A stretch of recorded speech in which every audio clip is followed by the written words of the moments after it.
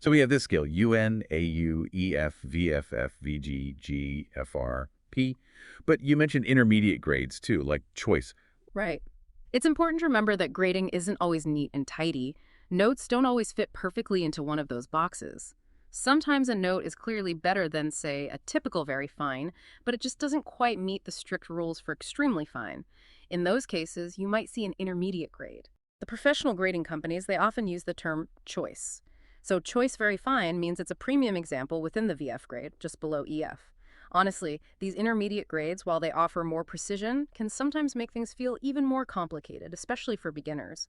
But they do reflect those subtle, real-world variations in condition that exist between the main categories. It definitely sounds like there's a lot of nuance, maybe even some subjectivity involved. Yeah. So with all that, having an objective third-party opinion seems like it would be really valuable, right? Hmm. Are there companies that do that? Absolutely. The whole field has kind of evolved to address that need for objectivity and consistency.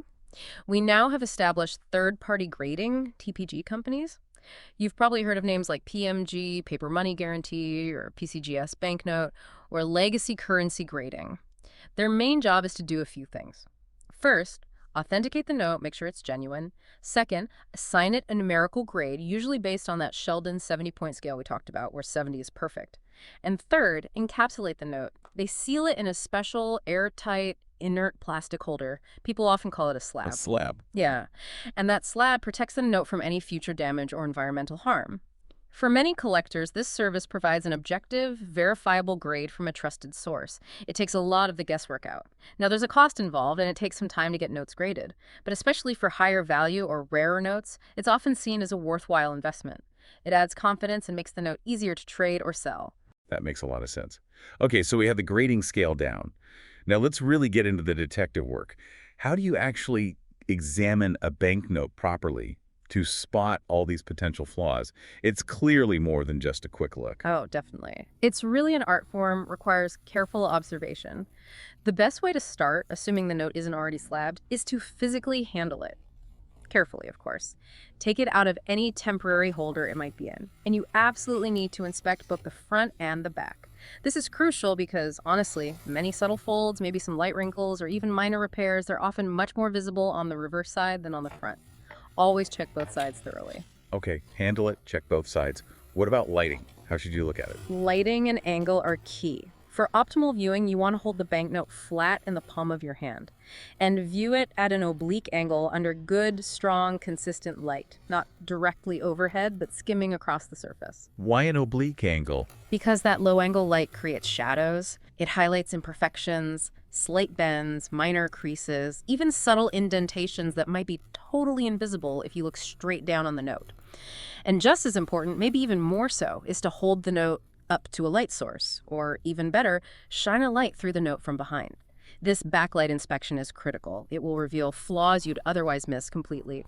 Things like faint lines deep in the paper fibers caused by folds, or tiny holes, pinhole, things that just disappear in normal light. That's a great tip. Backlighting is essential. Absolutely. What's the very first thing we assess? Is it the paper itself? Exactly. You start with the foundation, the paper quality. Primarily, you're looking at its firmness and its overall appearance.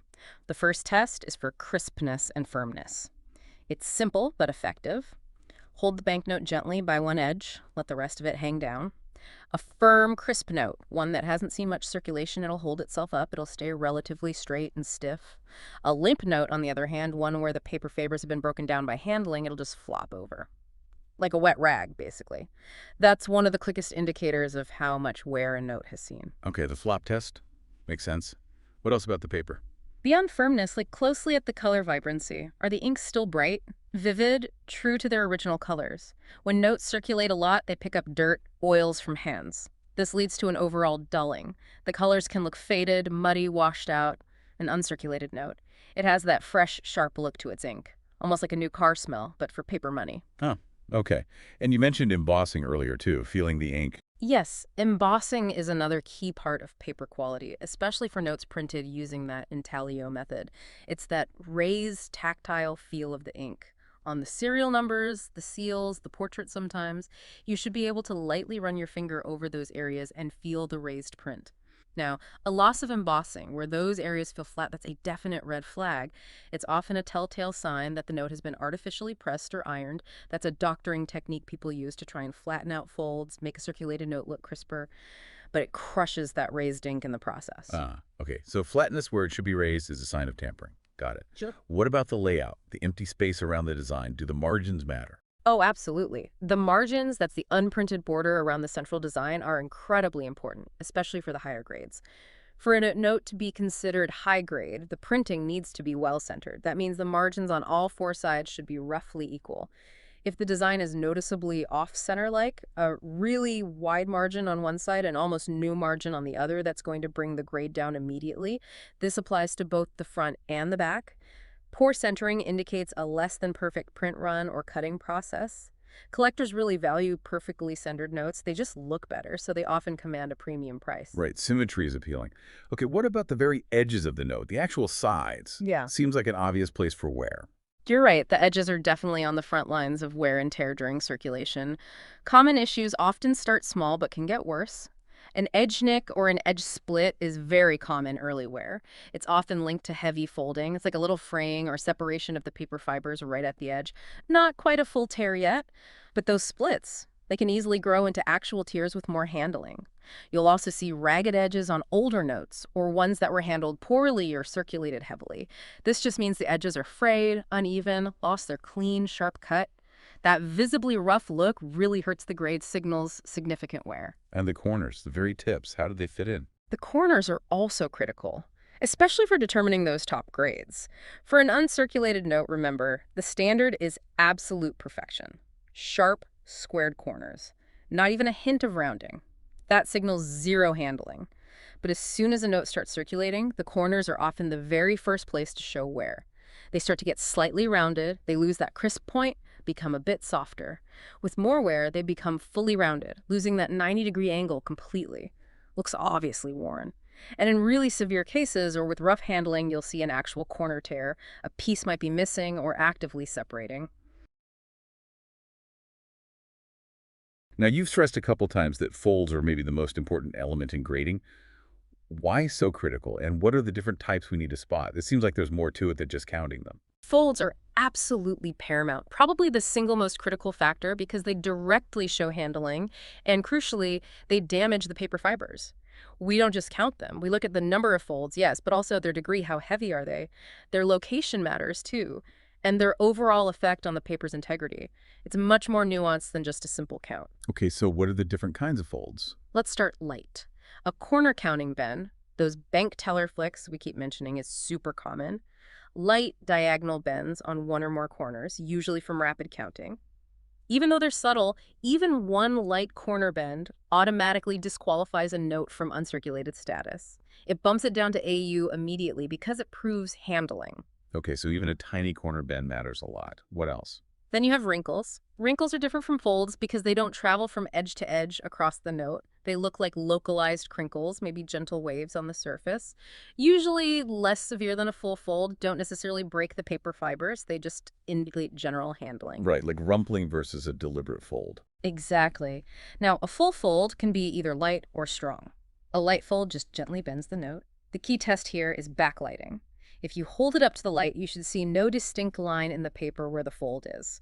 The fibers aren't broken. This is significant because sometimes light folds might be flattened out by pressing. Again, that's doctoring, not recommended. A strong fold, however, is heavier, more pronounced. If you hold that up to light, you'll usually see a faint but definite line where the paper fibers have been stressed or broken. Strong folds won't completely disappear, even with pressing. Okay, light fold, no line. Strong fold, visible line under light. What's the worst kind? The most severe type, causing permanent damage, is a crease. A crease is a much heavier fold. It has actually broken the surface of the note. It's deep into the paper fibers. Creases are usually very obvious, both to the eye and to touch. You can often feel the paper thinning or breaking along that line. And critically, no amount of ironing or pressing will ever repair the damaged paper along a crease. It's permanent structural damage. A single heavy crease can impact the grade much more significantly than several light folds. Wow. Okay, creases are bad news. What about tears? Obviously a tear is damage, but how subtle can they be? And does location matter as much as it does for folds? Yes, location and severity are everything with tears too. Tears are obviously very important. They affect the grading a lot. We look at the length of the tear, its exact location, and how much it impacts the overall design. So let's track the progression. A minor nick or a small edge split is the least concerning, right at the edge. Then maybe a small tear in the margin only. If it doesn't go into the printed design at all, the note might still grade as very fine. The core image is untouched. But if that tear extends further into the border of the design, even just the decorative frame, that immediately drops the grade down to fine. It's starting to encroach on the artwork. Okay, margin only is VF. Into the border is F. Yeah. What if it goes right into the picture? That's where the grade really plummets. Larger tears that extend into the actual design, the portrait, the building, whatever the main image is, or any internal tears. Internal tears, what are those? Yeah. Tears that start within the body of the note, not from an edge, maybe from stress at a fold intersection. Any of those major tears, they drop the grade significantly. Okay, location matters. What are the different types of stains we might see? Well, you have simple smudges, usually from oily skin touching the ink, causing a slight blur. Toning is that overall yellowing or browning of the paper that happens with age. It's natural, but it does affect the look. You get general dirt accumulation, which often collects right along the fold lines, making them look darker. Now, some old guides used to say you could sometimes improve dirt with gentle washing. Let me be absolutely crystal clear on this. Washing a note is never recommended. Never. Why not? Because it causes far more harm than good. We'll get into the specifics of why later, but trust me, it damages the paper irreversibly. Don't do it. Okay, message received. No washing. What are the more serious stains? More serious issues include rust and foxing. These look like reddish-brown spots. Rust is actual oxidation, maybe from metal contact, like a paper clip left on too long. Foxing is different. It's mold or fungus growing on the paper. It might even have a musty smell. Both rust and foxing are usually caused by dampness, improper storage. They're bad because they can spread and continue to damage the note. Graders might note these specifically, sometimes calling the grade net or apparent, because the problem could worsen. Another really ugly one is tape residue from someone trying to fix a tear with tape ages ago. The adhesive yellows, gets brittle, stains the paper horribly, and is very hard to remove without causing more damage.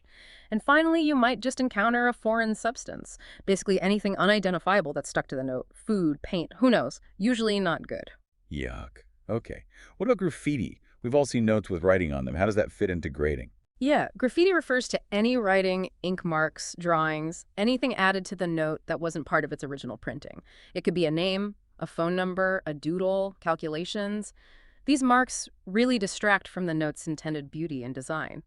They negatively impact the grade almost as much as a significant tear would because they directly deface the artwork. So any writing is bad? Pretty much.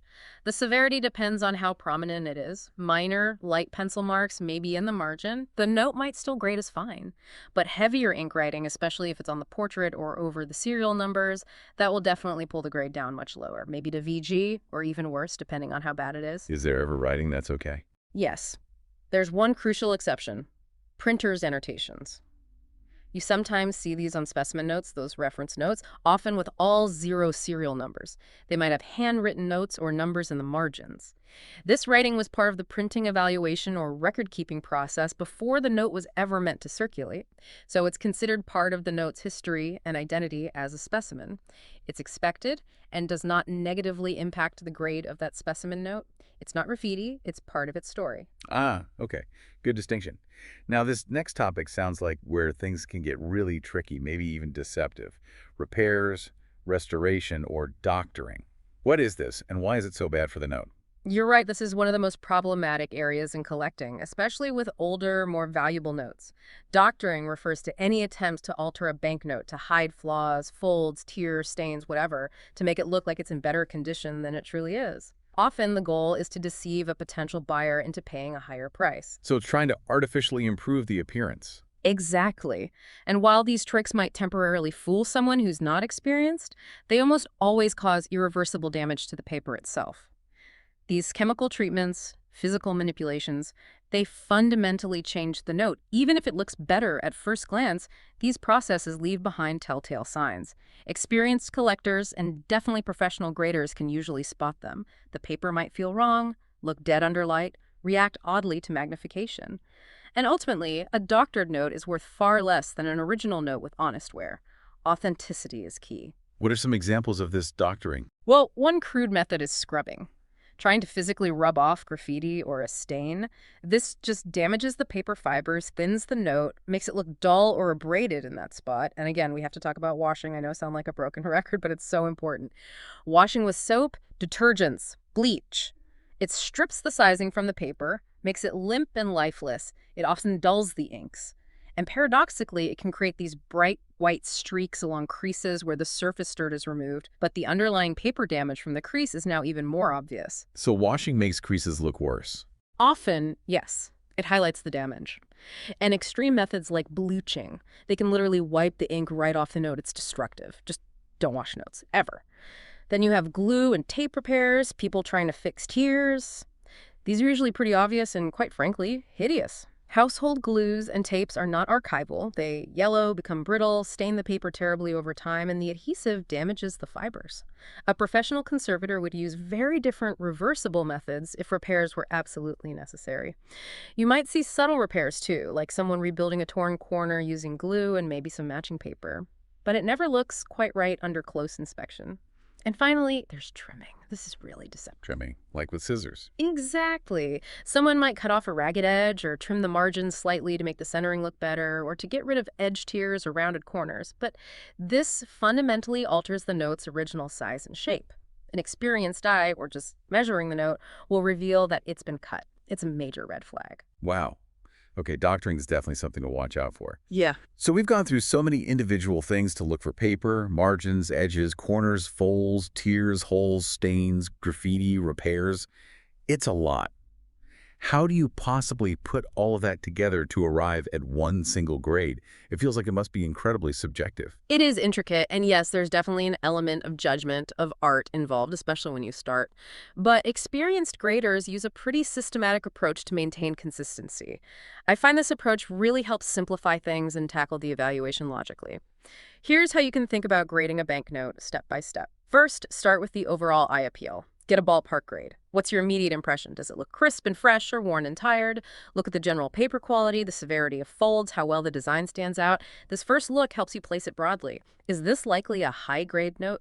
UN, AU, mid-grade, EF, VF, or low-grade, F, VG, or lower. It sets your starting point. Okay, start broad. What's next? Second, immediately scan for any major defects, the big problems. Look for large tears, especially those going into the design.